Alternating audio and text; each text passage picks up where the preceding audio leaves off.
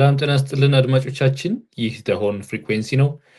እኔ ኤርሚያስ ሙልጌታና መሰረት አሊ ካለንበት ኤድመንተን ካናዳ እና ሲያትል ዋሽንግተን ሳምንታዊ ጊዜያችን ጠብቀን መጥተናል። እንደምንሰነበታችሁ፣ እንደምንሰነበትሽ መሰረት? ሄርሚ እንዴት ነህ? አለን በደንብ ጫን ጫን እያለ ክረምት እየገባ ነው። አዎ ክረምት እየገባ ነው። እንኳን አደረሰሽ። በዚህ አጋጣሚ መልካም ልደት ብለናል። ቴንኪዩ ኤርሚዬ፣ በጣም አመሰግናለሁ። እንግዲህ ያው መልካም ልደት እንመኝልሻለን። እንዲሁም ደግሞ እንግዲህ ያው ማህበራዊ ሚዲያም ላይ እያየነው ነው ልደትሽን። የተከበረ ነው በድምቀት ኢትስ ኦቨርዌልሚንግ አንዳንድ ጊዜ ዛሬ ዝብርቅርቅ ያለ ቀን ነበረ። ግማሹን ሳነብ ሳለቅስ፣ ግማሹን ሳነብ ስስቅ ምናምን ነው ያልኩት እና ኢትስ በጣም ቬሪ ደግሞ ሃምብሊንግ።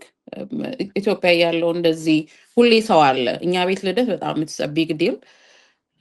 የትም ሞንክ ምናምን ኬክ ይቆረሳል እና ባይዘዌ ዛሬ ጠዋትም ዘይዲድ ዛት በዋትሳፕ ተሰብስበን እነሱ ኬክ ቆርሰው ነበርና ግን ይህን ያህል እንደዚህ ፊል አድርጌው አላውቅም ነበር።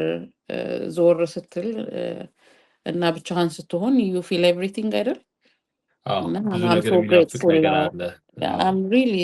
ሶ ግሬትፉል በዙሪያ ስላሉ ሰዎች፣ እግዚአብሔር በዙሪያ ስላስቀመጣቸው ሰዎች እና ደግሞ እያንዳንዱ ኢች ኤንድ ኤቭሪ ዋን ኢዝ ሶ ኢምፖርታንት ኢን ማይ ላይፍ። እሱን ነው ዛሬ ያየሁትኝ እና ቴንክ ዩ ኤርሚዬ። መልካም እንግዲህ አድማጮቻችንም እንደዚሁ ብዙዎች የምናውቃቸው ወዳጆቻችንም እንደዚሁ ያው መልካም ምኞት ሲመኙልሽ ነበር። በጣም ደስ የሚል ነገር ነው። ሳምንቱ እንዴት አለፈ? እንዳልሽው ያው ክረምት እየገባ ነው። እኛም ጋር በእርግጥ እኛ ጋር ትንሽ የተሻለ ነው። ሰሞኑን ብርዱን ቀዝቀዝ ብሏል፣ የተሻለ ሆኗል። ነገር ግን ያው ወደ አስፈሪ ዊንተር እየሄድን ነው። እኔ በእርግጥ በጣም ብርዱም ሞቅ ብሏል ነው ብርዱም ቀዝቀዝ ብሏል ነው። ግን ቀዝቀዝ ብሏል እንዴት ነው የሚባለው? ብቻ አልጠነከረም። አዎ አልጠነከረም። ሰሞኑን ያው የፎል እንግዲህ እየጨረስ ነው እያገባደድ ነው። በእርግጥ እንደዛ ነው ክራሞታችን። እንግዲህ እጃችን እጅሽ ከምን አድማጮቻችንም እንደዚሁ እንደሚሉን ተስፋ አድርጋለሁኝ እና ያው ዛሬም ያው መርህ አልባ ሹመቶችን በተለይም ደግሞ በመንግስት መስሪያ ቤት በፌዴራል መንግስት መስሪያ ቤቶች በአንድ ቦታ የሚረጉ ሹመኞች የሉም፣ የስራ ኃላፊዎች የሉም። እንደዛም ብቻ ሳይሆን ደግሞ መርህን የተከተለ የትምህርት ዝግጅታቸውን የተከተለ እንዲሁም ደግሞ ከዚህ ቀደም ያሳለፉትን ልምድ የህይወት ልምድ ሊሆን ይችላል፣ እንዲሁም ደግሞ በስራም አጋጣሚ ያገኙትን ልምድ ሊሆን ይችላል። ብቻ ያካበቱትን ልምድ በትምህርትም በስራም መሰረት ያደረጉ ሹመቶች የሉም። ከዚህ ቀደም በጣም በብዙ ሲባልም ነበር። አሁን ደግሞ በጣም እየባሰበትም መጥቷል። ምናልባትም አንድ ወር 2 ወር ሁላ የማይሰሩ አመራሮችም እንደነበሩ እናውቃለን። አሁን ደግሞ በጣም አዳዲስ ወጣት የሚባሉ አመራሮችም ናቸው። ከሚሾሙበት ኃላፊነትም ጋር ሲነጻጸር ደግሞ እጅጉን የገዘፈ ኃላፊነት ያላቸው፣ ነገር ግን ደግሞ በልምድና በትምህርት ዝግጅታቸው ብዙ የማይገናኙ ኃላፊዎችም እንደዚህ እየተሾሙ ነው የሚገኘው። እሱን ወደ በኋላ ላይ እንግዲህ የሳምንቱ ርዕሰ ጉዳይ አድርገነዋል።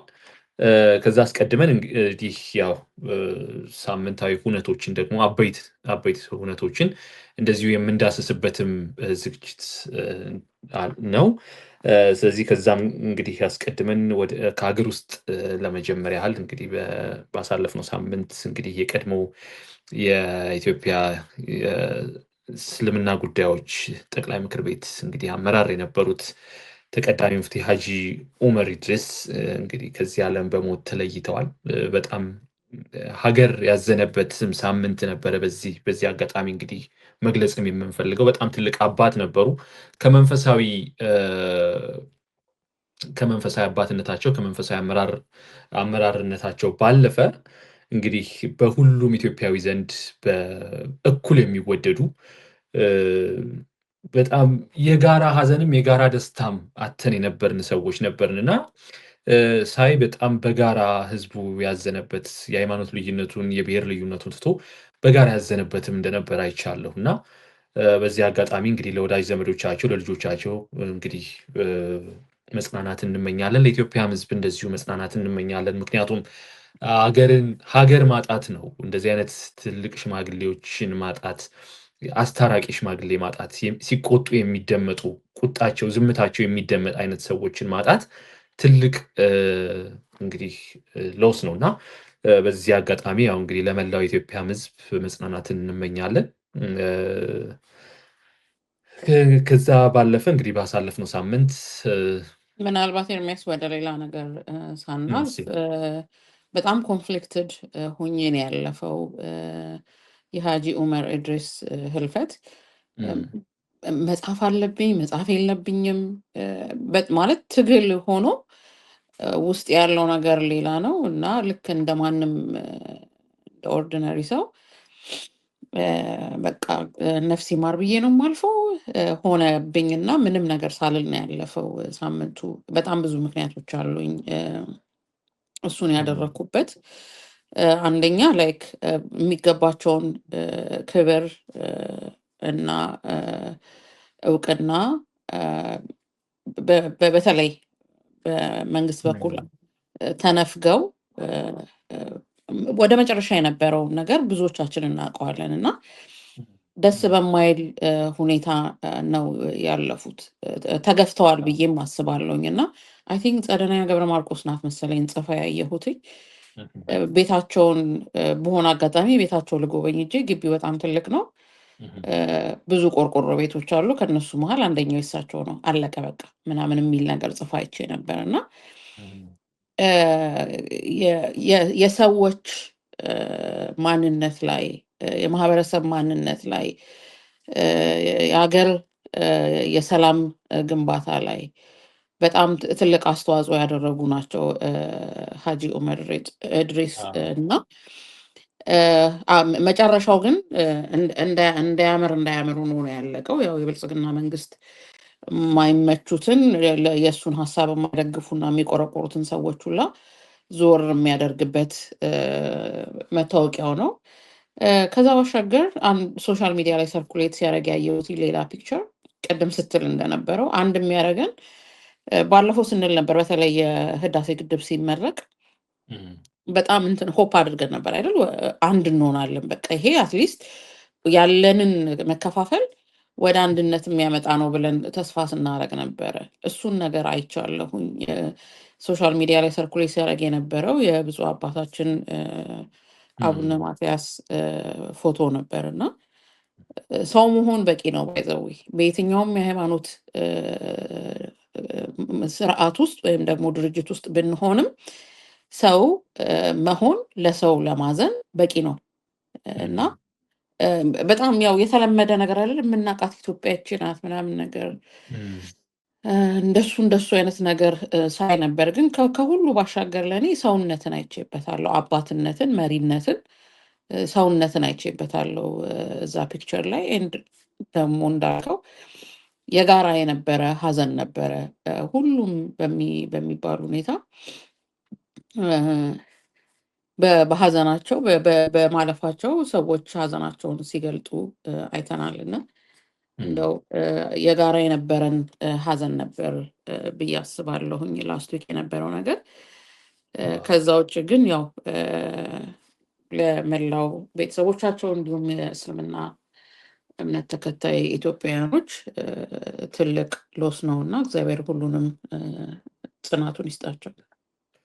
አዎ እንግዲህ የእድሜ ማምሻቸውን እንደዚህ ተከፍተው በእርግጥ በጽሁፋችንም ላይ እንደዚሁ ለማስነበብ ሞክረን ነበረ ባሳለፍነው ሳምንት። እንደዚሁ ከህልፈታቸው ተከትሎ መፈንቅለ መጅሊስ የሚባል አንድ እንቅስቃሴ ነበረ እና ከዛ ጋር ተያይዞ በጣም ያዘኑበትም እሳቸውም በግልጽ የተናገሩበት በህይወቴ እንደዚህ አዝኜ አላውቅም ያሉበት ጊዜም ነበር እና ያ ሁሉ ወቅት እንግዲህ በዝምታ አልፈውት ያው እንግዲህ ህልፈታቸው ተሰምቷል። ይህ በጣም ልብ የሚነካም ነው። እንግዲህ መጽናናት እንመኛለን ደግመን። ሌላው እንግዲህ ወደ ባሳለፍነው ሳምንት ያው 11ኛው የጣና ፎረም እንደዚሁ በባህር ዳር ተከናውኗል። ከ3 ዓመት በኋላ ከ3 ዓመት በኋላ ነው እንግዲህ በጸጥታ ምክንያት አማራ ክልል ጣና ፎረም ያው አድማጮቻችን ከስሙም እንደምትረዱት የጣና ሃይ ሌቭል ፎረም ነው ስሙ። በእርግጥ በአፍሪካ ሰላምና ጸጥታ ጉዳይ ላይ የሚመክር በየዓመቱ በሰላምና ጸጥታ ጉዳይ ላይ የሚመክር እና ብዙ አህጉራዊ እና ዓለም አቀፍ የዘርፉ ምሁራን እንዲሁም ደግሞ የአህጉሪቱ መሪዎች የሚከናወኑበት ምናልባትም በነገሮች ላይ መሰረት እንግዲህ አድማጮቻችንም ጣና ፎረም ሁለተኛው ስብሰባ ነው ኢትዮጵያ ውስጥ በርካታ የሀገራት መሪዎችን በማሳተፍ ከአፍሪካ ህብረት ከአፍሪካ ህብረት ቀጥሎ ኢትዮጵያ ውስጥ መጥተው የሚሰበሰቡበት እንግዲህ ትልቁ ስብሰባም ነው። ነገር ግን ባለፉት 3 ዓመታት እንግዲህ 10ኛው ከተካሄደ በኋላ ባለፉት 3 ዓመታት ባህር ዳር ተካሂዶ አያውቅም፣ ተካሂዶም አያውቅም ከነጭራሹ። በየዓመቱ እንግዲህ ባህር ዳር ነው የሚካሄደው እና ከጸጥታው ጋር ተያይዞ ነው እንግዲህ እስከ ዛሬም ሲገፋ የነበረው ለ3 ዓመታት እና አሁን እንግዲህ ተካሂዷል። መክፈቻውን በባህር ዳር ተከናውኗል። ከዛ በኋላ ግን መክፈቻው ዛሬ ተካሂዷል። ዛሬ ኦክቶበር 24 ተካሂዷል። ግን ቀጣዩ 2ቱ ቀናቶች የሚካሄዱት ግን በአዲስ አበባ አድዋ ሚዚየም ነው። አድዋ ዞሮ ሚዚየም ነው የሚካሄደው። ይህ እንግዲህ የመክፈቻ ዝግጅት እየተካሄደ ባለበት ሰዓት የፋኖ አመራሮችም እንደዚሁ እንዳሳወቁት በ30 ኪሎ ሜትር እና በ50 ኪሎ ሜትር ራዲየስ ውስጥ ከባድ ውጊያ እየተካሄደ ነው የሚገኘው። የድሮን ድብደባም ተካሂዷል። ትምህርት ቤቶች ወድመዋል በዚሁ ቀን። እንደዚሁ ደግሞ እንግዲህ በጣም ቀዝቃዛው ሆኖም አይቼዋለሁ። እኔ በቅርበትም አውቀዋለሁ ፎረሙን ከጅማሬው ጀምሮ። የቀድሞ ጠቅላይ ሚኒስትር መለስ ዜናዊም ነበሩ በጅማሬው ጊዜ። ከዛ በኋላም እንግዲህ ተተኪያቸው ጠቅላይ ሚኒስትር ኃይለማርያም ደሳለኝ ቀድሞ እንደዚሁ አንድም ዓመት አቋርጠው አያውቁም፣ ተገኝተው ነበረ። በዚህ መክፈቻ ላይ ጠቅላይ ሚኒስትር አብይ አህመድ አልተገኙም። እንዲያውም ከብልጽግና አመራሮች ጋር እንደዚሁ ነው ውይይት ሲያደርጉም ነበረ በአዲስ አበባ። እንግዲህ በቀጣይ ባሉት 2 ቀናት ይገኛሉ ተብሎ ይጠበቃል። በነገራችን ላይ ኤርሚያስ ይሄ ነገር ባለፈው ስናነሳ የነበረው ኢትዮጵያ ለዲፕሎማሲ እየሰጠችው ያለውን ስፍራም የሚያሳይ ነው። የውጭ የአፍሪካ መሪዎችን እና ትልልቅ የፒስ ኤንድ ሴኪዩሪቲ ላይ ብዙ ኤክስፒሪየንስ ያላቸው ኤክስፐርቶች ኢንቫይት አድርገህ በዛ ላይ ሃይ ሴኪዩሪቲ ሪስክ ያለበት ቦታ ላይ ማለት ነው አንተ የፓርቲ ስብሰባ ሊድ ታደርጋለህ አዲስ አበባ። በነገሮች ላይ ይህ ስብሰባ እንግዲህ እንዳልነው ከአፍሪካ ህብረት ቀጥሎ በጣም ትልቁ ስብሰባ ነው። በዚሁ ስብሰባ ላይ በርካታ አይነት የዲፕሎማሲ ግንኙነቶች የሚከናወኑባቸው ናቸው። ምክንያቱም ሀገርሽ ላይ ተጋብዣለሽ፣ ለሀገርሽ ትልቅ ኢሜጅ አለው። እንደገና ደግሞ ጋባዥ መሆን በራሱ ራሱን የቻለ የዲፕሎማሲ ልህቀት አለው እና ከዚህ ጋር በተገናኘ በነገሮች ላይ ተመሳሳይ ይዘት ያለው ሚቲንግ በአፍሪካ እንዲሁም ደግሞ በቀጠናው የሰላምና ልማት እንዲሁም ደግሞ ቀጣይነት ያለው ሰላም በሚመለከት የሚመክር አስዋን ፎረም የሚባል በግብፅ እየተካሄደ ነው። ከቀናት በፊት ተካሂዶ ነበረ። ከ2019 ጀምሮ ነው መካሄድ የጀመረው። ይህ ፎረም ተመሳሳይ አይነት ነው። ፎርማቱ ተመሳሳይ ነው። የሚጋብዙ ሰዎች ተመሳሳይ ነው። የሚወያዩበት አጀንዳ በብዛት ተቀራራቢ ነው። አስዋን ደግሞ ያው የተመሰረተው አባይ ላይ እንደሆነ ሁላችንም እናውቃለን። እና የነበረው ዲፕሎማቲክሊም የነበረው ሮል ቀላል አይደለም፣ ወይም ያለው ሮል ጣና ፎረም ኤግዛክትሊ። እና ያው እንግዲህ 2019 ላይ የተመሰረተው 2019 ላይ መመስረት ማለት ኢትዮጵያ በከባዱ የዲፕሎማሲ ችግር ውስጥ የገባችበት ዓመት ነው። ጥፋቱም የጀመረው ያኔ ነው። በነገሮች ላይ በጣም በርካታ ጥፋቶች የተጀመሩትም እዛ አካባቢ ነው። 2019 ላይ አስዋን ፎረም ነው የተጀመረው አይደል? እና በኢትዮጵያ ደግሞ በጣም ትልቁ የዲፕሎማሲ ችግር እየተካሄደ ያለበትም ወቅት ደግሞ ያኔ ነበረ። ምክንያቱም የወቅቱ እንግዲህ ጠቅላይ ሚኒስትርም የአሁን ከረንት ላይ ያሉት ወደ ስልጣን የመጡበትም ዓመት ነበረ። ዲፕሎማሲ ግንኙነቱ ከኤርትራ ጋር በጣም የጎለበተበት ነገር ግን በርካታ የጎረቤት ሀገራትን ደግሞ እንደዚሁ ያገለለበትም ነበር። ጉዟቸውን በብዛት ወደ ምዕራባውያን ሀገራት ነበረ።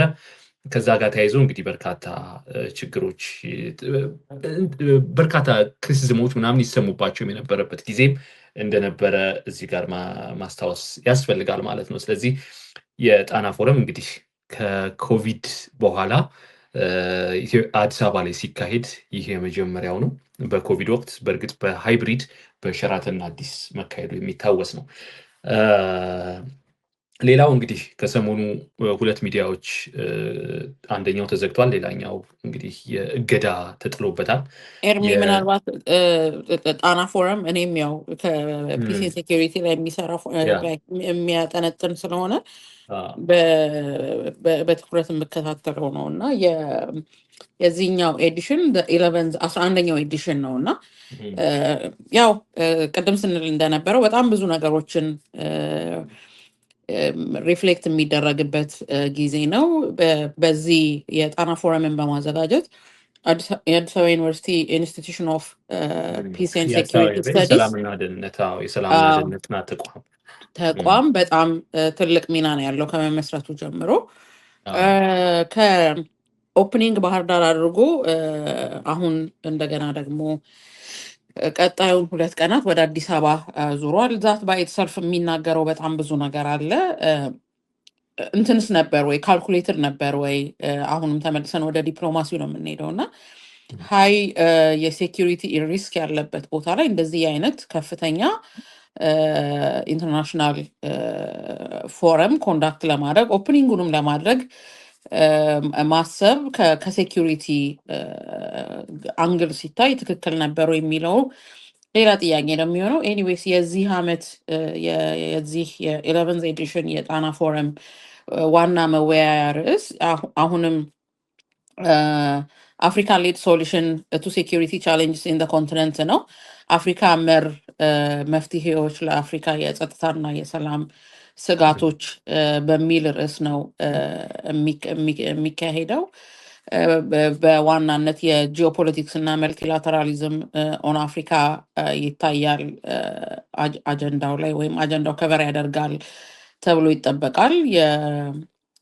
የቀጠናዊ ደግሞ የኢንስቴቢሊቲ ወይም አለመረጋጋት፣ የሰላምና ጸጥታ አለመረጋጋት በዋናነት ምስራቅ አፍሪካን ወይም ደግሞ የአፍሪካ ቀንድ አካባቢን ፎከስ ያደርጋል።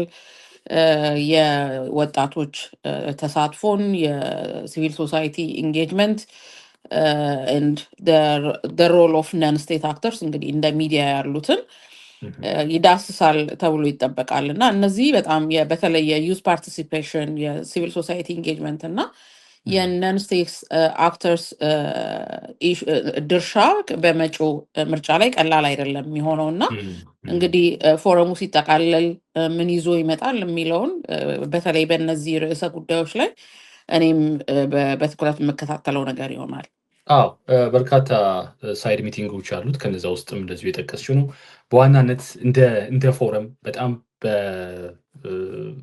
ትልቁን ኢሜጅ በመግለጽ አንጻር ያው አፍሪካ ኢቮልቪንግ ግሎባል ኦርደር በሚልም ነው የቴም ነው የዚህ ዓመቱን ለማድረግም የታሰበው እየተደረገም የሚገኘው እና በርካታ አይነት ሀሳቦች ይንሸራሸሩበታል ተብሎ ይታሰባል። ነገር ግን በጣም ቀዝቅዞብኛል እንዳልኩት አንድም ሄድ ኦፍ ስቴት አልተገኘም በባህር ዳር። ራሳቸው ጠቅላይ ሚኒስትሩም እንዲህ እንዳልነው አልተገኙም። እንደዚሁም ደግሞ እንግዲህ ከዚሁ ጋር ተያይዞ በርካታ የውጭ ጉዳይ ሚኒስትሮችን መገኘት ነበረባቸው። ነገር ግን ያስተያዩት ነበረ ከአስዋን ፎረም ጋር። ቀደም ሲል በርካታ የውጭ ጉዳይ ሚኒስትሮች ግን በአስዋን ፎረም ላይ ተገኝተዋል። የመክፈቻውን ንግግር እንግዲህ የክልል ርዕሰ መስተዳድር አረጋ ከበደ ነበረ ያደረጉት። እንደዚሁም ደግሞ ሌሎች የውጭ ጉዳይ ሚኒስትር ዴኤታ አደራ አበራ እሳቸውም ነበረ እንግዲህ በፓናል ዲስከሽኑ ላይ የተሳተፉት። በኢትዮጵያ እንግዲህ የውጭ ጉዳይ ሚኒስትር ጌዲዮን ጢሞቴዎስም በስፍራው ተገኝተው እንደነበረ ለማወቅ ተችሏል። እንግዲህ ወደ ሌላው ርዕሰ ጉዳያችን ማለፍ ይኖርብናል። የሚዲያ መዘጋትን በሚመለከት የአሻም ቴሌቪዥን እንግዲህ ተዘግቷል፣ ስራ አቁሟል። በአንድም በሌላ መልኩ እንግዲህ የተለያዩ አይነት ምክንያቶች ናቸው እየወጡ ያሉት። አሻም በገጹ እንግዲህ በቴክኒክ ችግር እንደሆነ አስታውቋል። በሌላ በኩል ደግሞ ከባድ የሆነ ባንክረፕሲ ውስጥም እንደገባ ኪሳራ ውስጥ እንደገባም እንደዚሁ ደግሞ መረጃዎች እየወጡ ነው በሌላ በኩል። ነገር ግን ከዚህ ቀደም ተደጋጋሚ ማስጠንቀቂያ ሲጻፍበት እንደነበረ የሚታወስ ነው። አሻም ከግል የቴሌቪዥን ጣቢያዎች መካከል እንግዲህ በተወሰነ መልኩ ጠንከር ያሉ ዜናዎችን እና ፖለቲካ ነክ የሆኑ ዜናዎችን በማውጣት በተለይም ደግሞ በጸጥታ ዙሪያ ደግሞ የሚያጠነጥኑ እንደዚሁ መረጃዎችንም በሀገሪቱ ውስጥ ባሉ ኮንፍሊክት ላይ የሚያጠነጥኑ መረጃዎችንም እንደዚሁ በማጋራት የሚታወቅ ነው። ከዚህ ቀደም የጽሁፍ ማስጠንቀቂያም ተጽፎበት እንደነበረ የሚታወስ ነው። አሁን እንግዲህ እንደዚህ አይነት መረጃዎች ወጥተዋል። እንግዲህ አሻም ቲቪም ስራ አቁሟል። ይህ በራሱ እንደዚህ አይነት የተወነባበዱ መረጃዎች ሲደርሱ አንድ መጠቀስ የማይቻል ነገር ግን አንድ በጣም ፈርጣማ እጅ ከኋላ እንዳለ ለማወቅ ምንም የሚከብድም አይደለም። ምክንያቱም ከዚህ ቀደም የነበሩ ስንብታቸውን ሳናቀው በውል ነገር ግን ያው ድምፃቸውን አጥፍተው የተሰናበቱን ሚዲያዎች እንደነበሩ የሚታወስ ነው። ለስንብታቸውም እንዲሁም ደግሞ ለእንደዚህ ሚስትሪ ስለሆነው መዘጋታቸውም በጣም የተለያዩ አይነት መረጃዎች ነበረ ስንቀባበላቸው የነበረው በተለይ በሶሻል ሚዲያ እና ዋናው ማን ነው ሁዝ ቢሃይንድስ የሚለውን ነገር እንዳናውቀው ተደርገው ነው ተድበስብሰው የሚቀሩት እና የአሻምን ጉዳይ እንደዛ ነው የሚሆነው። ከዚሁ ጋር በተያያዘ እንግዲህ የዶች ቬለ የጀርመን ድምፅ ራዲዮ ዲደብሊው በኢትዮጵያ እንግዲህ እንዳይዘግብ ፈቃዱ ታግዷል ለጊዜው ላልተወሰነ ጊዜ ወይም ደግሞ እንግዲህ እስከ መቼ እንደሚቆይ በማይታወቅ ሁኔታ ነው የታገደው።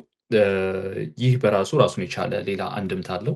ምን ማለት ነው? ማለት ምርጫ እየቀረበ በመጣ ቁጥር እንደዚህ አይነት ነገሮች በጣም ተደጋጋሚ እየተሆነ ነው ያለው። ከዚህ ቀደም የምናነሳ ነበረ የጋዜጠኞች እስር፣ ወከባ፣ በጣም ብዙ አይነት የሚዲያ ፕሮፌሽናሎች ላይ የሚደርሰውን ጫና በተመለከተ በርካታ ችግሮች እየተስተዋሉ እንደሚገኙ እንደዚሁ ይታወቃል እና ምርጫው በዚህ ዓመት ነው የሚካሄደው። ስለዚህ ሚዲያውን ምን አይነት ፍራቻ ውስጥ መክተት እንደተፈለገ እንደዚሁ ማሳያ ነው የሚሆነው።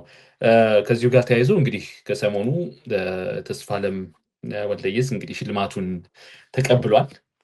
እያየሁ የነበረ የተንቀሳቃሽ ምስሎችን እና በኦስትሪያ ቬና የወርልድ ኮንግረስ ሚዲያ ኢኖቬሽን ፌስቲቫል ላይ እንግዲህ ተገኝቶ የአይፒአይ ሽልማቱን ወስደዋል እና በድጋሚ እንኳን ደስ ያለ ተስፋለም። እንግዲህ ያንተ መበርታት ለብዙዎች ሮል ሞዴል እንደሚሆንም እንደዚሁ እናምናለን፣ እንጠብቃለንም ደግሞ ወደፊትም ደግሞ በርካታ ስራዎች እንደምትሰራም እንደዚሁ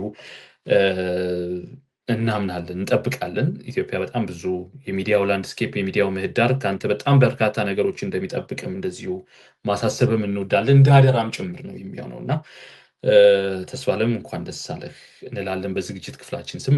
መሰረት እንግዲህ ወዳጃችን ነው እና ኖ ፕሬዠር ቴስ አጌን ኮንግራቹሌሽን ሂ ዲዘርቭ ዘ ሪኮግኒሽን ኤንድ ሞር እየሰራ ላለው ስራ ለሰራው ለከፈለው ዋጋ ኤንድ ፎር ሂዝ ሃምብልነስ ኤንድ ሂዩሚሊቲ ሂ ዲዘርቭ ኢት ብዬ አስባለሁኝ። የሚዲያዎች መዘጋት ወደ ምርጫ እየሄድን በጣም ስጋት ነው ለእኔ የሚታየኝ። ግን ደግሞ ያው ፕሬዲክት የሚደረጉ ነገሮች አሉ አይደለም፣ እሱም እንዳለ ነው። ግን ደግሞ የምር አይ ዶንት ሪሊ ኖ አሁን ምን ያህል ምናልባት ሪሰርች ማድረግ እንዳለብኝ ይሰማኛል። ኦነስትሊ ምንም አላደረግኩም፣ እዛ ላይ ብዙ መናገርም አልችልም። ግን ኔቤ ምን እያደረገ ነው? አዳዲስ ፓርቲዎች አሉ ወይ? ተመዝግበዋል ወይ? እነዚህን ነገሮች ስናቅ ነው ያው ምርጫውም ሊያጓጓን ተስፋ ልናደርግበት የምንችለው እና ግን እንደው በምንም በባሌም ይሁን በቦሌ ግን የአንድ ሚዲያ መዘጋት ዋጋው በጣም ትልቅ ነው፣ በጣም ትልቅ ነው እና እንግዲህ ሚዲያ አድቮኬሲ የምትሰሩ ወዳጆቻችን ኤንድ አዘር ኢንተርናሽናል ሎካል ኦርጋናይዜሽንስ በትኩረት ልታዩት የሚገባ ነገር ጭምር ነው ብዬ አስባለሁ። በሚገባ ማለት እንግዲህ ያው የምርጫንም ጉዳይ ካነሳሽ አይቀር ሌላኛው ነጥባችንም እሱ ነው። የምርጫ ቦርድ እንግዲህ የፖለቲካ ፓርቲዎች የክርክር የተግባር ልምምድ ዝግጅት አካሂደዋል። ምርጫ ቦርድ ይህን አስታውቁ ይፋ አድርጓል።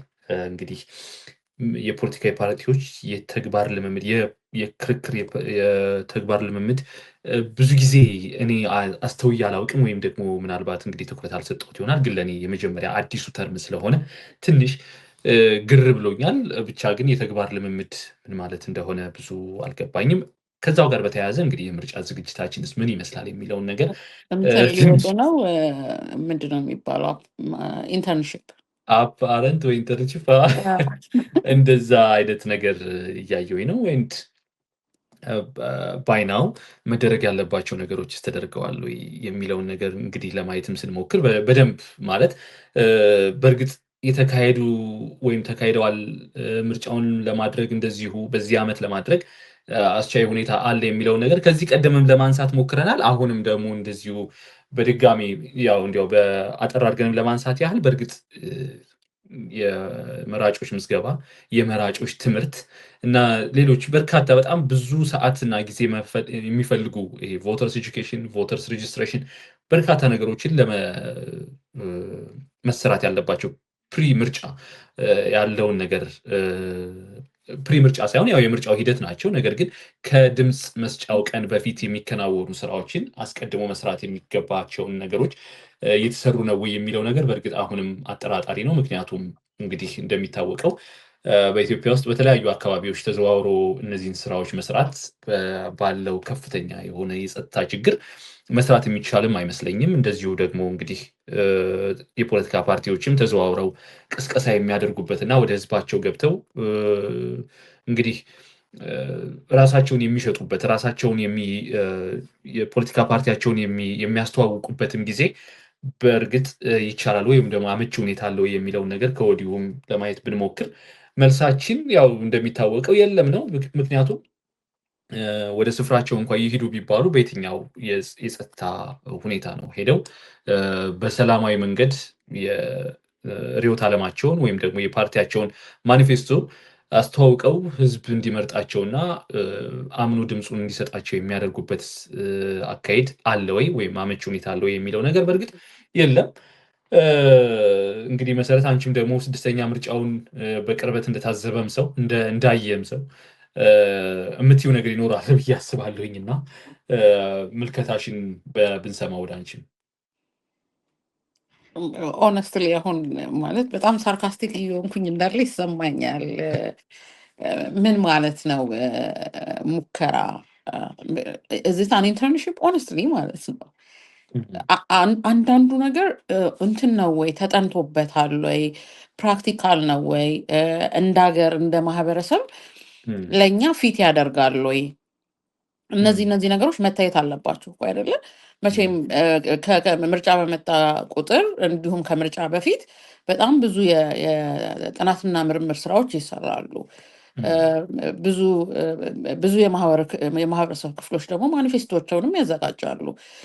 እንዳልከው ለምሳሌ በ6ኛው ሀገር አቀፍ ምርጫ ጊዜ የኢትዮጵያ ሴቶች ማኒፌስቶ ሲዘጋጅ እኔ ኒዋ ሰራ ነበር፣ ኔትወርክ ኦፍ ኢትዮጵያን ውመን አሶሲዬሽን ሰራ ነበር እና አሃደ ፕሪቪሌጅ ዲስከሽኖቹን ካፕቸር ለማድረግ ከዛም በኋላ ደግሞ ከየክልሉ ከየሙያ ማህበራቱ የመጡ ሴቶች ማኒፌስቶቸውን ሰርተው ለፓርቲዎች ለተፎካካሪ ፓርቲዎች ሁሉ ነበር ያስረከቡት ወይም የላኩት።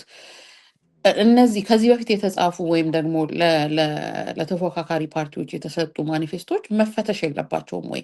ሲሪየስሊ ህዝቡ ጥያቄው ምንድን ነው? ምንድን ነው አድሬስ ማድረግ የምንፈልገው? ቢሮ ስንገባ ምንድን ነው ልናደርግ የምንፈልገው? ኦር ማድረግ ያለብን ደስ ያለንን ኢሞሽናሊ ነው ነገሮችን የምንሰራው? ኦር ደግሞ ሪሊ ይሄ ኒድ አሰስድ ተደርጎ ማህበረሰቡ የሚፈልገውን ነገር ነው ወይ አድረስ እያደረግን ያለ ነው? ይሄንን ሁላ ነገር ባላገናዘበ መልኩ ምርጫ ቦርድም ተቋማት እንግዲህ በጣም ተስፋ አድርገንባቸው የነበሩት ተቋማት እንደገና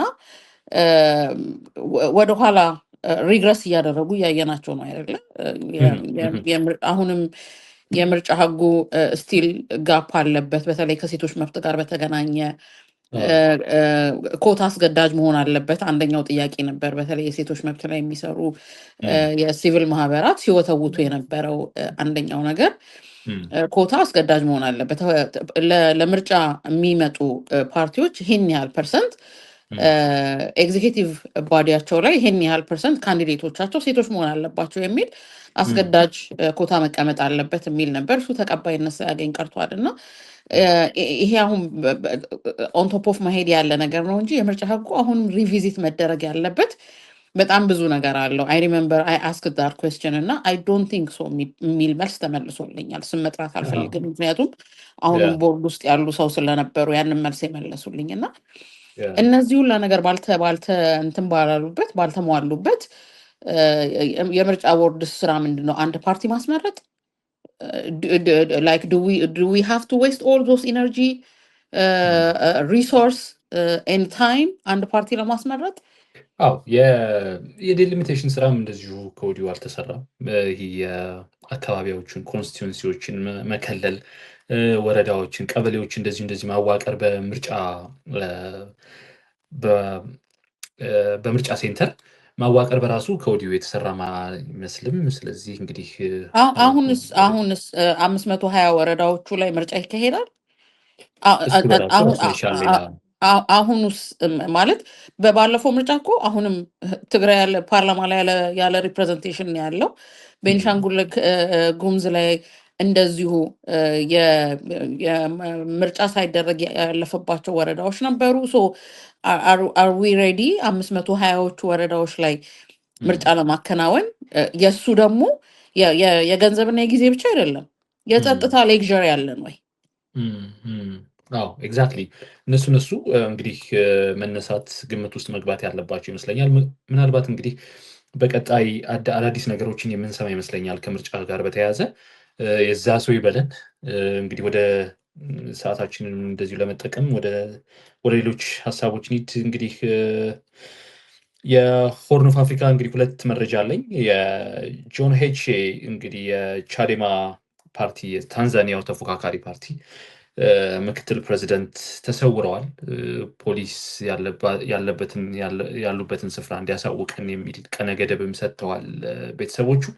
ያ የማይሆን ከሆነ ግን እንግዲህ ራሳችን ወደ ፍለጋ እንሄዳለን፣ ህዝብን አስተባብረን ዜጎች ጋር ተባብረን እንግዲህ ወደ ፍለጋ እንሄዳለን ብለዋል ቤተሰቦቹ። ያ ማለት እንግዲህ በቀጣይ ለሚኖረው የምርጫ ራሱን የቻለ ጥላ ያጠላበታል ተብሎም ይታሰባል። ምክንያቱም የቻዴማ ቀላል የሚባል ድጋፍም የለውም ከህዝብ ዘንድ። ሌላው አልጀዚራ ያስነበበው ዜና ነው። 2/3 የሚሆኑት የደቡብ ሱዳን ህጻናት በአደገኛ የህፃናት ቻይልድ ሌበር ላይ ተሰማርተው ይገኛሉ ብሏል። ይህ ራሱን የቻለ በጣም ትልቅ ሄዴክ ነው። በተለይም ደግሞ እንግዲህ በቀጣዩ ጀኔሬሽን ላይ የሚያጠላው ጥላ በጣም ራሱን የቻለ በጣም ትልቅ ጉዳት ይኖረዋል እና ይህም በሚመለከት እንግዲህ ሰፊ ዘገባ አስነብቧል። አድማጮቻችን እሱንም እንግዲህ ብታነቡትና ጉዳዩንም በዝርዝር ብትመለከቱት ብለን እንጋብዛለን። ምክንያቱም እንግዲህ ኢንዲቴል መሄድ ያልቻልኩበት ከሰዓት አንጻርም ስለሆነ ነው። ወደ ዛሬው ርዕሰ ጉዳያችን እንለፍ። መሰረት እሺ፣ ቴንክ ዩ ኤርሚ ጋይድ ስላደረግከን። የዛሬው ርዕሰ ጉዳያችን እንግዲህ በመግቢያችን ላይ ኤርሚያስ ለማንሳት ሞክሯል። በተለይ በአገረ መንግስት ግንባታ ላይ ትልልቅ ድርሻ ያላቸው ፖዚሽኖች በማን ነው መያዝ ያለባቸው? በእኛ ሀገር ኮንቴክስት ደግሞ ማን ነው? አሁን የፖለቲካውን አይደለም እያልኩት፣ ይሄ ፖለቲካል አሳይመንቱን አይደለም እያልኩ ያለሁት ከምርጫ ጋር በባሎት የሚወሰነውን ሳይሆን እያለን ያለ ነው። ግን በኮምፒተንሲ በሜሪት ቤዝድ በሆነው ኮምፒተንሲ ሊያዙ የሚገባቸው የቢሮ ስልጣኖች በማን ነው መያዝ ያለባቸው? እንዴት ነው ከቨር መደረግ ያለባቸው? ፕሮሰሱ ምን ይመስላል? በእኛ ሀገር ደግሞ በእኛ ሀገር ስፔሲፊካሊ ከ2018 ጀምሮ ባለው ኮንቴክስት ይሄ ነገር ምን ይመስላል? ምን ማለታችን ነው? ኮምፒተንት ፒፕል ቢሮ ውስጥ መኖር አለባቸው ስንል ለምን ማተር ያደርጋል? ኮስቱ ምንድን ነው? የሚያስከፍለን ዋጋ ሶሻሊ፣ ፖለቲካሊ፣ ኢኮኖሚካሊ እና በሰብአዊ መብት ደረጃ ረገድ የሚያስከፍለን ዋጋ ምንድን ነው? ኢትዮጵያ ውስጥ እያየ ነው ያለው ነገር ምንድን ነው? ትናንትና በፓስት ፕሬዘንቱን ማለት ነው። ምንድን ነው ሶሉሽን ውስጥ ደግሞ ምንድን ነው መሆን ያለበት? ላይክ ኤግዚስት የሚያደርጉ ሶሉሽንስ ኦር አፕሮች ቱ ኤግዚስት ደግሞ ምንድን ነው መሆን ያለበት የሚለውን ነገር ለማየት እንሞክራለን። እንግዲህ ይሄንን ትሪገር ያደረገን የሰሞኑን የኢትዮጵያ ጠቅላይ ሚኒስትር ሹመት ነው። የሾሟቸው ለአንድ ቢሮ ኃላፊ ተደርገው የተሾሙት ሰው ጉዳይ ነው። ሳንዶካን ደበበ አዎ የሙያ ብቻ ሳይሆን አንዳንዱ ነገር ቅድም እንዳልኩት ኤክስፒሪየንስ ሊቭድ ኤክስፒሪየንስ ማተር ያደርጋል አይደለ? አንዳንዱን ነገር ላይክ ከትምህርት ይዘ ነው የምንወጣው ነገር አብዛኞቻችን ብንጠየቅ ትምህርት ቤት ተምረን የወጣነውን ነገር 100% እሱን ነው ወይ ፕራክቲካሊ እየተገበርን ያለ ነው? ኢቭን የተማርነውን ነው ወይ የምንሰራው ቢባል አብዛኞቻችን አይደለም፣ እሱን አይደለም የምንሰራው።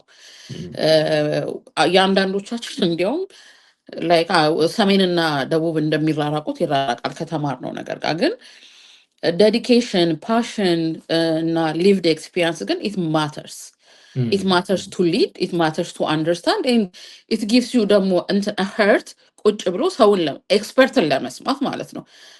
we are not saying everybody has to have an expertise ግን የማቹርድ መሆን ሲዝንድ መሆን እሱኛውን ደግሞ ነገር ይሰጣል ብዬ አስባለሁ ሰዎችን እንድንሰማ። ምክንያቱም ሰው ባወቀ ቁጥር ወደ ላይ በወጣ ቁጥር ወደ ታች ነው የሚወርደው። ወይ ብዙ ባነበብክ ብዙ ባወቅ ቁጥር ምንም አለማወቅን፣ ምክንያቱም there is a lot የማታውቀው ነገር you think you know a lot ግን ደግሞ እያነበብክ እየተማርክ በሄድክ ቁጥር ደግሞ የማታውቀውም ነገር እንዳለ ብዙ እንዳለ እየተረዳው ትሄዳለህ። እና what does that mean? የቢሮዎች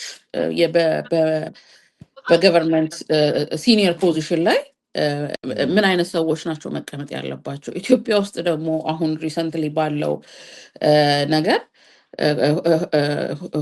ሁኔታ እና ጊዜ እነማን ናቸው እነዚህ ትልልቅ የሚባሉ የፐብሊክ ሰርቪስ ኦፊሶችን ሊድ እያደረጓቸው ያሉት? ኮምፒተንሲው አላቸው ወይ? ሜሪት ውስጥ አላቸው ወይ? ኤክስፒሪየንስ ውስጥ አላቸው ወይ? ለመስማትም ለመሰማትም ደግሞ አቅሙና ችሎታው አላቸው ወይ የሚለውን ነገር ማየት ያስፈልጋል። ምክንያቱም እነዚህ ነገሮች መልቲ ዳይሜንሽናል ስለሆኑ ማለት ነው። ሊደርሺፕ ቀላል ነገር አይደለም። ተቋማትን መምራት፣ ሰዎችን መምራት ቀላል ነገር አይደለም። አባቴ የሚለው ነገር ነበር፣ ስራ ዋናው ስራ መስራት፣ ይሄ ታስኩን ደሊቨር ማድረግ አይደለም። ከሰዎች ጋር ያለው መስተጋብር፣ ከሰዎች ጋር ያለው የመታዘዝም የማዘዝም ክህሎት ነው የሚለው ነገር ነበር እና ለዚህ ነው መልቲ ዳይሜንሽናል ነው የምለው። እነዚህ ነገሮች አሏቸው ወይ? በጣም ሚስማሽ ሊሆኑ ይመስላሉ። ቅድም ኤርሚ ስታነሳው ነበር መግቢያችን ላይ አንዳንድ ሚኒስቴር መስሪያ ቤቶች ጠቅላይ ሚኒስትር አብይ ወደ ስልጣን ከመጡ ጀምሮ ስንት ሚኒስትር ተሾሞላቸዋል? ስንት ሚኒስትር ተሽሮባቸዋል? እሱ ላይክ ሰዎቹ አቅም ስላልነበራቸው ነው ኦር ደግሞ የሆነ ላይክ ከብልጽግና መንግስት አም ሶሪ ቱ ሴይ ዛት ይሄ የስማን የሆነ ሊደርሺፕ ወይም ደግሞ ሰሚሲቭ የሆነ እንትን ሪሌሽንሽፕ ሲያፈነግጡ ነው ወይ? ኢንኮምፒተንት ሆነው ነው ወይ ከፖዚሽናቸው ላይ ሲነሱ የነበሩት? እነዛው ሰዎች ደግሞ ዲሲሽን ሜኪንግ ፕሮሰሱ ላይ ወይም ደግሞ የውሳኔ አሰጣጥ ስርዓቱ ላይ ነበሩ ወይ? እድል ተሰጥቷቸዋል ወይ? ኢቫሉዌት ተደርገዋል ወይ? የኢህአዴግ መንግስት በጣም በብዙ የሚታወቅበት እንትን ነበር አይደል? ሂስና ግለ ሂስ የሚባል ነገር ነበር ኤርሚያስ ላይ በየዘመኑ በጣም የምንሰማቸው ቃላቶች አሉ አይደለ? አንድ ወቅት ላይ ፓርላማ በጣም የምንሰማው ሂስና ግለ ሂስ ነበር አይደል? ዳትስ ዘ ፕሮሰስ ብዬ አስባለሁ። በጣም ሰዎችን ኢንዋርድም አውትዋርድም እንዲያዩ ያደርጋቸዋል ብዬ አስባለሁኝ። እና ያ ኮስቱ ቀላል ነው ወይ? ከኮስት አንጻርም ብቻ ሳይሆን ከተጠያቂነትም አንጻር በራሱ ራሱን የቻለ በጣም ትልቅ ኢምፓክት አለው በነገሮች ላይ። ዛሬ የተሾመ ሰው ነገ አይቀጥልም፣ እንደገና እንደ አዲስ ይመጣል። ወደ ኋላ እንመለስና ከመጀመሪያው እንግዲህ የከረንት ጠቅላይ ሚኒስትር አብይ አህመድ ወደ ስልጣን ከመጡ በኋላ በርካታ ነገሮችን እንደ አዲስ እየሰሩ እንደሆነ ይታወቃል፣ እናያለን። በራሳቸው መንገድ እየሰሩ እንደሆነም እንደዚሁ ነው የምንታዘበው። እና በአንድ ወቅት ባደረጉት ንግግር ምንድን ነው ያሉት? ከዚህ በኋላ የሚደረጉ ሹመቶች በሙሉ በሜሪት እንደሚደረጉ ነበረ ቃል የገቡልን። ከዛም አስቀድመው ደግሞ ይህን ሜሪት መሰረት በማድረግ እንግዲህ በቀጣይ ከተፎካካሪ ፓርቲዎቻችን ሰዎችን በማምጣት ለእኛ ይጠቅሙናል የምንላቸው ለሀገር ለሕዝብ ይጠቅማሉ የምንላቸውን ሰዎች በማምጣት እንደዚሁ ሹመት ልንሰጣቸው እንደምንችል ከወዲሁ መግለጽ እንፈልጋለን ብለውም እንደዚሁ በይፋ የተናገሩበትን የምናስታውሰው ነው። በእርግጥ በጣም ደስ የሚልም ነበር፣ ልብ የሚሞላም ነበር። ምክንያቱም እንግዲህ በፓርቲያቸው ብቻ ተወስኖ የማይቀር ሹመት ነበር ይሆናል ብለን ያሰብነው የነበረው። ከዛም በኋላ እንግዲህ የምናየው ነው። እንግዲህ የትምህርት ሚኒስትሩንም የሳይንስና ቴክኖሎጂ ሚኒስትሩንም እንደዚሁ ከአብን በለጠ ሞላ እንደዚሁም ደግሞ ከኢዜማ ፕሮፌሰር ብርሃኑ ነጋንም እንደዚሁ የምናየው ነው። ነገር ግን ይሁን እንጂ በእርግጥ ለማሟላት ነው ወይስ ደግሞ ማለት የሳይንስና ቴክኖሎጂ ሚኒስትር በለጠ ሞላ እንግዲህ ዝግጅታቸው ምንም አይነት የሳይንስ ነክ እንዳልሆነ፣ የትምህርት ዝግጅታቸው ምንም አይነት ሳይንስ ጋር የተቀራረበ እንዳልሆነ እንግዲህ ከወዲሁ ብቻ ሳይሆን የሚታወቅም ነገር ነው። ከዛም ባለፈ ደግሞ እንግዲህ የፕሮፌሰር ብርሃኑ ነጋንም እንግዲህ ሹመት ባየን ሰዓት ከዚህ ቀደም ፕሮፌሰር ዳኛቸው ዶክተር ዳኛቸው ያሉት ነገር አንድ እዚህ ጋር ማንሳት ሳያስፈልገን አይቀርም። ኤርትራ በረሃ ላይ ክላሽ ይዞ ሲወዛወዝ የነበረን ሰው አምጥተህ የትምህርት ሚኒስትር ስታደርግ ያኔ ትምህርት እንደወደቀ ትረዳለህ ይላል እና የትምህርት ስርዓቱ እንደወደቀ ትረዳለህ የሚልም ንግግር አላቸው። በጣም ፌመስ ንግግራቸውን ነው፣ በአደባባይ ነው እንደዚህ የሚያሉት። እና በእርግጥ ብርሃኑ ነጋ እንግዲህ የበቁ የነቁ ምሁርም እንደሆኑ ይታወቃሉ። በዓለማችን ግንባር ቀደም ከሚባሉ ዩኒቨርሲቲዎችም ውስጥ እንደዚሁ በአስተማሪነትም አገልግለዋል። ነገር ግን ትምህርት ሚኒስትር የመሆን ግን ብቃት አላቸው ወይ? ሰውየው እንግዲህ በፖለቲካል ኢኮኖሚም እንደዚህ ግንባር ቀደም የሚጠቀሱም ሰው ናቸው እና በእርግጥ እኚህ ሰው የትምህርት ሚኒስትር የመሆን አቅሙ ብቃቱ ሳላቸው ወይ? አሁን የምናየው የትምህርት ስርዓቱንም እንደዚሁ ለማሻሻል ሲሄዱበት መንገድ ምን ያህል ነው? አቅም አላቸው እስከተባለ በእርግጥ የትምህርቱን ስርዓት አሻሽለዋል ወይ? ሚሊዮኖችን ተስፋ ቢስ ከማድረግ የዘለለ ምንም አይነት መፍትሄ ሲያመጡ አላየንም። ከዛ አስቀድመን እንግዲህ መነሻችንም እንዳደረግነው የአቶ ሳንዶካን ደበበ ሹመት ነው። እሳቸው እንግዲህ በጣም በብዙ ቦታ ተሽከረከሩ ከተባሉት ከሚባሉ እና አሁንም ድረስ ደግሞ በመንግስት ሹም ውስጥ ሆነው ከሚገኙ ወይም የመንግስትና የሕዝብ አገልግሎት ላይ ከተሾሙ ግለሰቦች ጥቂቶቹ ከመጀመሪያው ጀምሮ እስካሁን ድረስ ከዘለቁ ጥቂቶቹ አንደኛው ናቸው። እንግዲህ የኢንዱስትሪያል ፓርክን በመምራት ቺፍ ኦፍ ስታፍ በመሆን የጠቅላይ ሚኒስትር ጽሕፈት ቤት ኃላፊን በመሆን እንደዚሁም ደግሞ አሁን ደግሞ የኒኩለር ፕሮጀክቱን በመምራት እንዲመሩ ተመድበዋል። አንድ ነገር መታወቅ ያለበት ትሬንዶችንም እንደዚሁ አድማጮቻችንም እንግዲህ እንደምታውቁት ጠቅላይ ሚኒስትሩ አጠገባቸው ሆነው በጣም በርካታ ሰዎችን ግሩም ያደርጋሉ። ምን አይነት ስራ እየሰሩባቸው እንደሆነም አላውቅም። የወቅቱ የኦሮሚያ ክልል ፕሬዚዳንት አቶ ሽመልስ አብዲሳንም ጨምሮ በርካታ ሰዎችን አጠገባቸው ሆነው ነው የሚሰሩበት። ከዛ በኋላ ወደ ተለያዩ ሹመቶች ይልካቸዋል። ከነዛም ውስጥ እንግዲህ አንደኛው ሳንዶካን ደበበ ናቸው። አጠገባቸው አድርገው በርካታ ነገሮችን ሰርተውባቸዋል። አምሹር እርግጠኛም ነኝ ደግሞ እንደዚህ ለማለት ብዙ ነገሮችን ሰርተውባቸዋል። ከዛ በኋላ እንግዲህ ለአንድ ሹመት አጯቸው ማለት ነው። በእርግጥ የተሾሙት የትምህርት ዝግጅታቸውና ልምዳቸውንስ የሚያካትት ነው ወይ? እንግዲህ ከላይ እንደጠቀስነው በኢንዱስትሪያል ፓርክም በጠቅላይ ሚኒስትር ጽሕፈት ቤትም እንደዚሁ አገልግለዋል። ነገር ግን አሁን የኒውክሌር ፕሮጀክትን አዲሱ ኢትዮጵያ ተግባራዊ አድርጋለሁ ያለችውን የኒውክሌር ፕሮጀክት እንዲመሩ ተሹመዋል ማለት ነው። ሰውየው እንግዲህ በምግብ ሳይንስ እንደሆነ የትምህርት ዝግጅታቸው እሱ እንደሆነ ነው እንግዲህ መረጃዎች ያሉት። ከዚሁ ጋር ተያይዞ እንግዲህ ምናልባት ኤርሚ ማን እንደጻፉ አላስታውስም፣ ግን ማርች ላይ ያነበብኩት አንድ ጽሁፍ ነበር ፍራይዴይ ታይምስ የሚል ፔጅ ላይ ጸሐፊውን ማስታወስ አልችልም። ካኪስቶክራሲ ትክክል ብዬው ከሆነ ኢትስ ግሪክ ወርድ ሩል ኦፍ ኢንኮምፒተንት ኤንድ ኮረፕት ነው የሚለው እና የትራይቭ የሚያደርገው ኢንኮምፒተንት እና ኮራፕት የሆነ ዶሚናንት ገቨርነንስን ነው ይላል እና ይሄ እሱ ደግሞ ምንን ይፈጥራል? ይሄ ብሔራዊ የሚባሉ መዋቅሮችን ይሸረሽራል እና ቆይቷል። ማርች አይ ቲንክ አንድ 5-6 ወር ሆኖ መሰለኝ አይደለም ማርች ቆይቷል ካነበብኩት እና ቃል በቃል ማስታወስ አልችልም እና ግን ያ ጽሁፍ በደንብ ያብራራዋል። ካኪስቶክራሲ ምን ማለት ነው? ሩል ኦፍ ኮራፕት ኤንድ ኢንኮምፒተንት አገረ መንግስትን ሲመሩ አገር ምን ትሆናለች? ዋት አር ዘ ኮስት ኤንድ ዘ ኤክስፔንስ። እዛ ጽሁፍ ላይ ከማስታውሰው ነገር አንደኛው የቫዮለንስ፣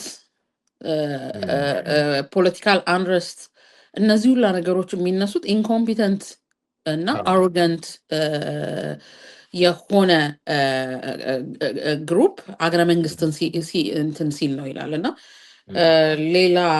ሌላ ደግሞ ሴይንግ ላይክ አይምሮ ዝም ብሎ እየጎተተ የሚያወጣውን ነገር ነው እያወራ ያለሁት እና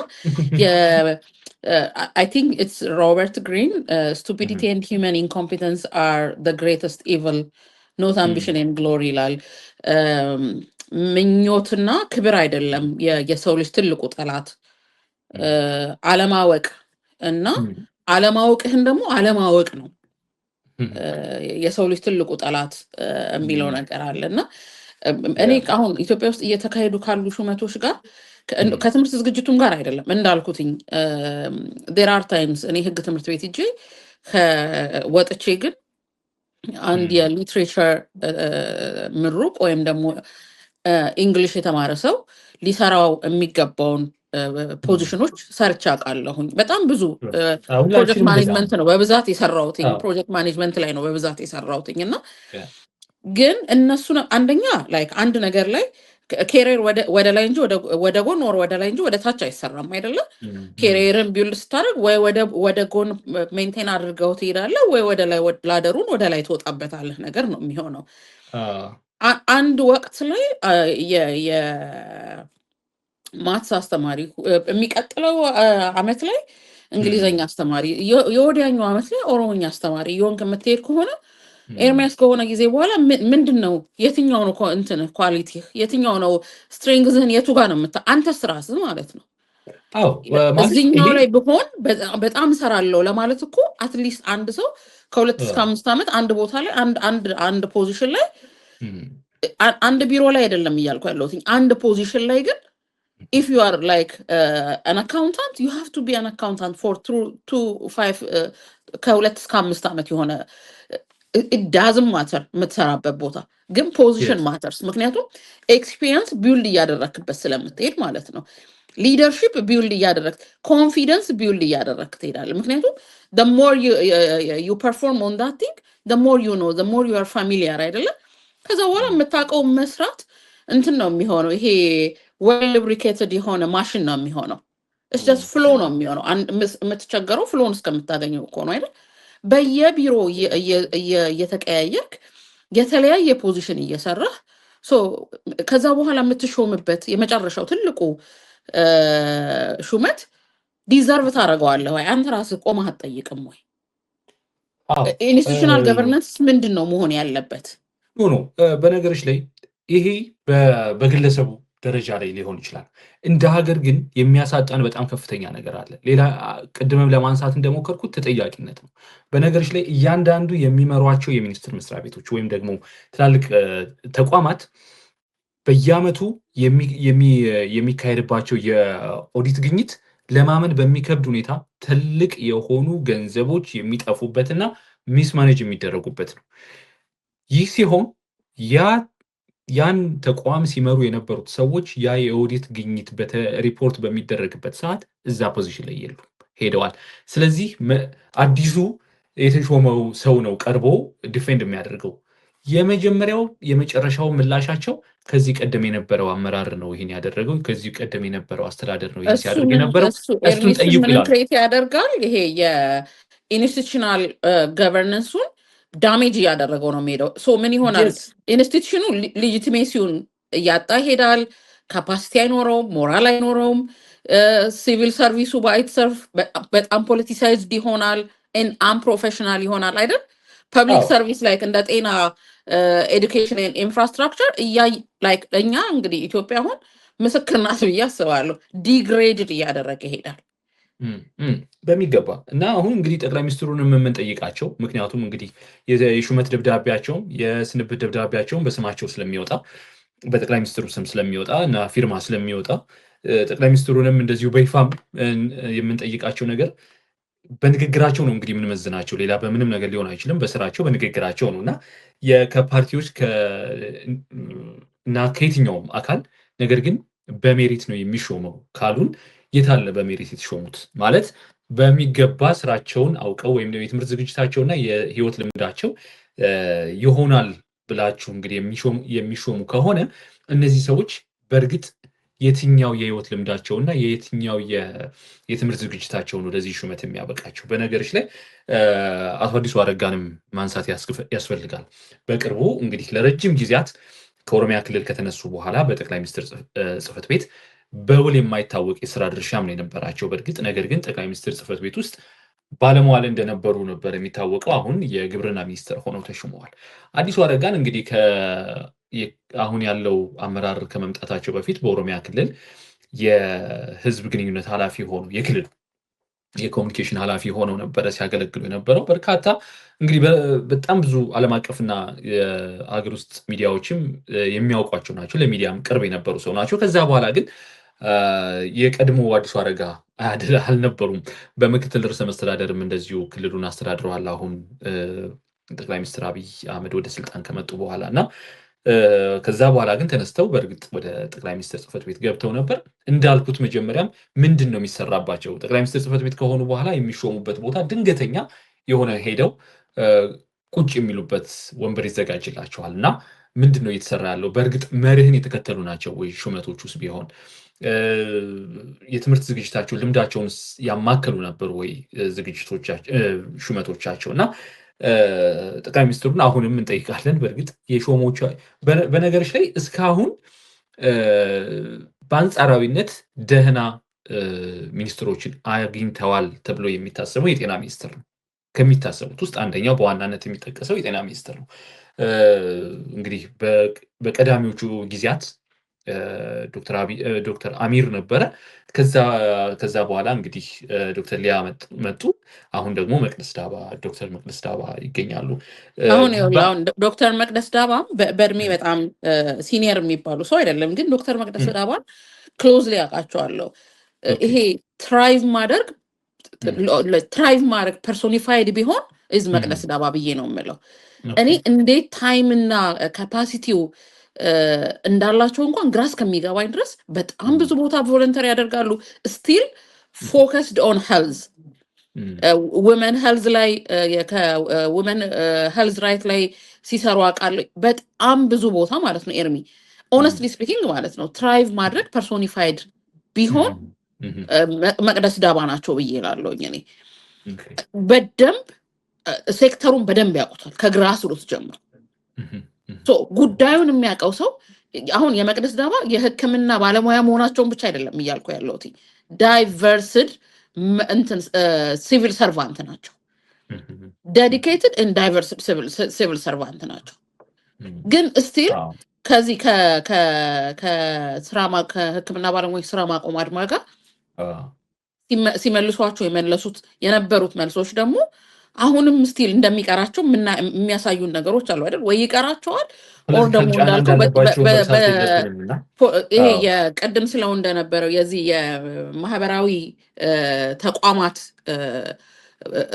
ጉዳይ ፖለቲሳይዝድ ይሆንና ትክክለኛው መልስ ለመመለስ እንኳን የሚፈሩበት ሲቹዌሽን ውስጥ ገብተው ይቀመጣሉ ማለት ነው። ሶ ኢትስ ኖት አባውት እንትን እድሜም አይደለም እያልን ያለ ነው። ግን አንድ ሰው የሆነን ተቋም እንግዲህ የኒውክለር ማብለያ ነው አይደል? ማበልጸጊያ ማብለያ ማበልጸጊያ ያው እንደዛው ነው። ኢትስ ፖለቲካል፣ ኢትስ ዲፕሎማቲካል፣ ኢትስ ፖለቲካል፣ ኢትስ ዲፕሎማቲክ፣ ኢትስ ኢኮኖሚክ፣ ኢትስ የሀገር ደግሞ ሉዓላዊነት ምናምን ሁላ አንድ ላይ ያለበት ተቋም እኮ ነው የሚሆነው አይደል? ምክንያቱም ኒውክለርን ለኃይልም ለጥፋትም የምንጠቀመው ነገር ስለሆነ ማለት ነው። ኃይል ለማበልጸግም አገር ደግሞ ራሷን ስታስታጥቅ መከበሪያዋም ስለሆነ የሚሆነው ማለት ነው። ይሄ የሀገር ሉዓላዊነት፣ የዲፕሎማሲ ግንኙነት፣ የቀጠናው ላይ የሚኖረው ቀላል አይደለም። ይህንን የሚያክል ተቋም ማን ነው እንዲመራው የተሰጠው? በነገሮች ላይ ከዚህ ቀደም እንዲመሩ ተሹሞ የነበሩት ግለሰብ ዶክተር ስሜነው ከስክስ የፊዚክስ ምሁር እንደነበሩም አስታውሳለሁኝ ከዚህ ቀደም በነበረኝ ኢንካውንተር እና ያው በቀጥታም በተዘዋዋሪም በጣም ግንኙነት አለው ተብሎ የሚታሰበም የትምህርት ዘርፍ ይመስለኛል ፊዚክስ እና እሳቸው አሁን በቦታቸው የሉ። ምናልባት እንግዲህ ለሌላ ሹመት ወይም ደግሞ ከኃላፊነትም እንደተነሱ ለሌላ ኃላፊነት ታጭተው እንደሆነ እንግዲህ እንገምታለን። ነገር ግን በአንጻሩ እኚህ ግለሰብ ነው የተሾሙት። ምን ማለት እንደሆነ እንግዲህ ከወዲሁ ማለት እንደዚህ አይነት ሹመቶችን የማይገናኝ ሹመኛ ስታስቀምጭለት፣ በአመራር ደረጃ ስታስቀምጪ ፕሮጀክቱም እንደማይሰራ ከወዲሁ ታመላክቸዋለሽ እና ብዙ ተስፋ ልናደርግበት የሚገባ እንዳልሆነ እንግዲህ እያሳዩን ይመስለኛል። ነገሩን ኮንቨርሴሽናችንን ትሪገር ያደረገው በ9 ወር ይጠቃለላል ተብሎ 6 ዓመት የፈጀው ነገር ቢሆንም ተቋም መሪ ቢሆኑም ግን እንትን አለው። ይሄ የብልጽግና መንግስት መታወቂያ ፓተርኑ ሆኗል። ሜሪት ቤዝድ ያልሆነ አፖይንትመንት እና ላይክ ለጠቅላይ ሚኒስትሩ የሚቀርቧቸው በእምነት የሚቀርቧቸው በአመለካከት የሚቀርቧቸው ነው ብዬ አልወስደውም። ባይዘወይ መሰረት እውነት ለመናገር ምክንያቱም ተፎካካሪ ፓርቲዎችም ተስማምተውበታል።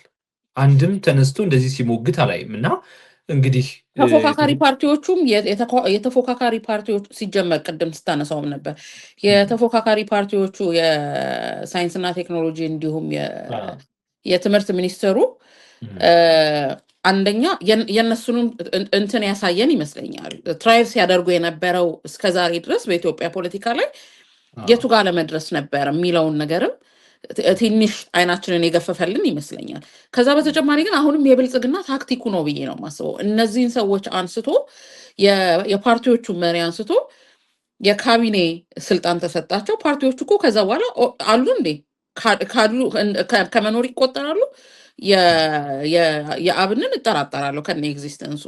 የኢዜማ አሁንም ይንገታገታል ይሞክራል ምናምን ነገር ግን ክሬዲቢሊቲውን አላጣም ወይ? የብልጽግና አሁንም የብልጽግና መንግስት ትልቁ ታክቲክ እኮ መከፋፈል ነው አይደል?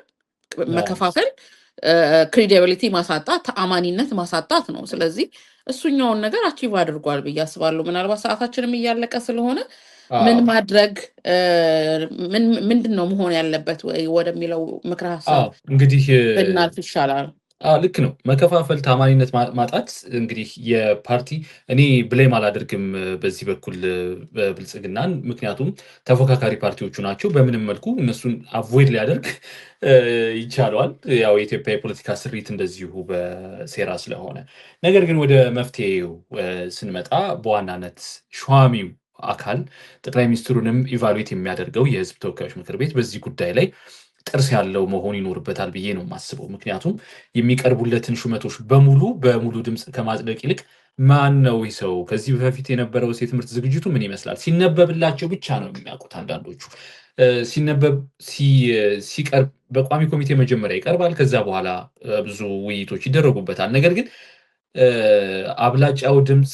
በአብላጫ ድምፅ የሚጸድቀው ያው ከፓርቲው ስለሚቀርብ ብቻ እየሆነ ብዙዎቹን እንግዲህ ለዚህ ሹመት ያበቃል ማለት ነው እና በዋናነት የሀገሪቱ የትልቁ የስልጣን ባለቤት የሆነው የህዝብ ተወካዮች ምክር ቤት በዚህ ጉዳይ ላይ ጥርስ ያለው እና በጣም ፓወሩን የሚጠቀም ኤክሰርሳይዝ የሚያደርግ ቢያንስ በዚህ በሹመት ጉዳይ ሊሆን ይገባል። ምክንያቱም ጠቅላይ ሚኒስትሩንም እንደዚሁ መሞገት እንደማይቻል ከዚህ ቀደም አይተናል።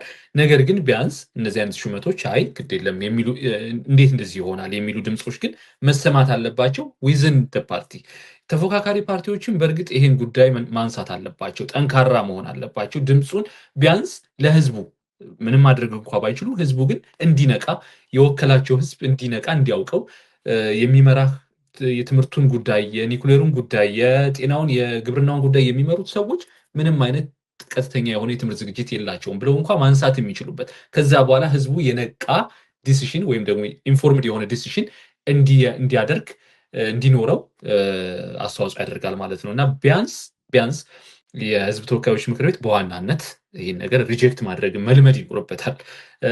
ሁለተኛ ነገር ያው እንግዲህ ጠቅላይ ሚኒስትሩ ቃላቸው እንዲጠብቁ ነው ልናሳስብ የምንፈልገው። ሌላ ምንም ነገር ሊሆን አይችልም፣ ምክንያቱም በቃላቸው ስለሆነ የሚመዘኑት። ሌላው ቀጣይ ግን የተፎካካሪ ፓርቲዎች ደግሞ ቢያንስ ሲሾሙ ራሱ ለምን እኮ ማለት አለባቸው ራሳቸው። ያ እንኳ ባይሆን ሌሎቹን እንዴት እንደዚህ ይደረጋል? እንደዚህ አይነት ሹመት አለ ወይ? ከሜሪትም ከመርህ ከሁሉም ነገር የተጣረሰ አይነት ሹመት እንዴት ይከናወናል ብለው እኮ የመሞገትም ኃላፊነት አለባቸው፣ የታሪክ ተወቃሽም ስለሚሆኑ። ቴንክ ዩ ኤርሚያስ። ሌላው እንግዲህ ምን መደረግ አለበት ለሚለው በተለይ እነዚህ ሜሪት ቤዝድ የሆኑ አፖይንትመንት የሚፈልጉ ተቋማትን ሜሪት ቤዝድ የሆነ አፖይንትመንት ወይም ደግሞ ሹመት ወይም ደግሞ ምደባ ወይም ደግሞ ቫካንሲ መውጣትም እኮ ይቻላል። ባይዘወይ ኢትስ ኖት ላይክ ለዛ ፖዚሽን ፊት የሚያደርግ ሰው ሳይኖር ቀርቶም አይደለም፣ ፖዚሽኑ ቫካንት መሆኑም ስለማይታወቅ ጭምር ስለሆነ ማለት ነው። ሌላው የሲቪል ሰርቪሱን ማጠናከር ነው የሚሆነው። የአቅም ግንባታ ስራዎችን መስራት፣ የኢንስቲቱሽናል አካውንታቢሊቲ አሁንም ቼክን ባላንስ እየተሰራ መሄድ መቻል አለበት ብዬ አስባለሁኝ። ግልጽ የሆነ አሰራር እና ዜጎችን ደግሞ ኦቨርሳይት የማያደርግ እንዲሁም የሲቪል ሶሳይቲው ሚና እና የሚዲያ ሚና አሁንም ተመልሶ ይመጣል እዚህ ጋር እና ትልልቅ ተቋማት ናቸው የሲቪል ማህበረሰብ እና የመገናኛ ብዙሃን ይሄንን አቅማቸውን እና ተቋማዊ ኮንትሪቢሽናቸውን ኢንቱ ኮንሲደሬሽን አስገብተው የአድቮኬሲ ስራዎችን መስራት አለባቸው ብዬ አስባለሁ። ሌላው እኔ ኢንዲቪዥዋል ይሆናል ማለት ነው። የኔ ድርሻ ምንድን ነው የሚሆነው? መጠየቅ አንችልም ወይ? አካውንታቢሊቲን መጠየቅ አንችልም ወይ? ኮምፒተንት ቤዝድ የሆነ አሳይመንት አሳይን ይደረግ። ምክንያቱም ተቋማቶቹ ጋር ስንሄድ የምናገኛቸው ሰዎች ሰርቪስ የሚሰጡን ሰዎች አይ ሪመምበር የግምሩክ እቃ ላወጣ ሂጄ ኤርፖርት ግምሩክ የተላከው እቃ ውስጥ የፊት መታጠቢያ እና የፊት ቅባት አለው። ሶ ምን አለችኝ ያገኘችኝ ሰው የሕክምና መድኃኒት ወይም የሕክምና እቃ ማስገቢያ ፍቃድ ከሌለሽ ማስገባት አትችይም አለችኝ። እንዴ እኔ የነጋዴ አይደለሁም እና የንግድም አይደለም ኢትስ ጀስት ፖስታ እኮ ነው ወይ እሱን ጣሉትና ሌላውን ነገር ስጡኝ ምናምን አልኩኝ።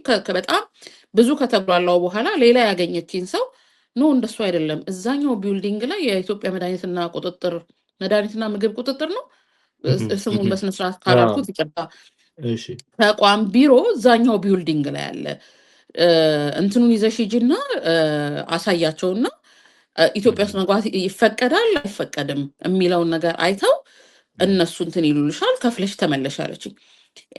ኤርሚያስ ማይንድ ዩ ከጠዋት 9 ሰዓት ተኩል እስከ 11 ሰዓት ተኩል ይሄንን የሚመልስልኝ ሰው አጥቼ የሕክምና ፍቃድ ከሌለሽ ማስገባት አትችይም ተብዬ ስጉላላ ነበር። ኮምፒተንሲ ፐርሰናል ነው። አገልግሎት ላገኝ የሚሄድበት ቦታ ላይ የማገኘው ሰው ኮምፒተንስ ወይም ደግሞ ተወዳዳሪነት ወይም ስራውን ማወቅ ኢትስ ፐርሰናል። ስለዚህ እያንዳንዱ ሰው ኃላፊነት አለበት። ላይክ ዊ ዲዘርቭ ቤተር ኦር ዊ ዶንት ዲዘርቭ ዚስ ኢትስ ኖት ኢነፍ።